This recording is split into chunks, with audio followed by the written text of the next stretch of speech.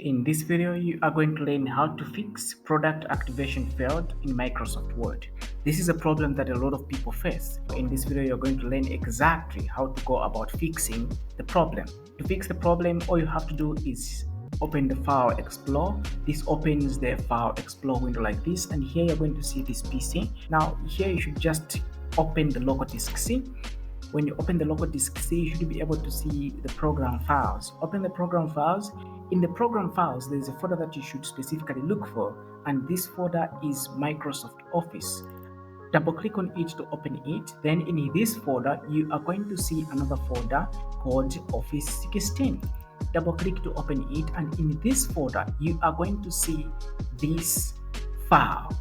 This is the file you want to select and right click on and run this as an administrator. 3 times. You're going to repeat the process 3 times as an administrator. 3 times. It's going to open the command prompt where you can see it for a little bit, then it's going to disappear.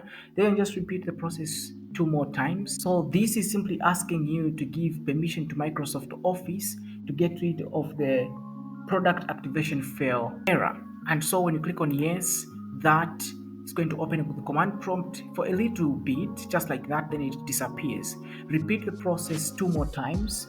Maybe the second time you're not going to see the command prompt. Just repeat this and run as, an administrator like that, and again, just like that, you see something like this, just like that. Now when you try to open your Microsoft Word, it's going to work smoothly and you're not going to see any errors on top or anywhere. And just like that, you can start working with this document without any problems. I hope this video is helpful to you. If it is, please leave a like on this video and subscribe for more videos like this. Thank you for watching. I will see you in the next one if you subscribe.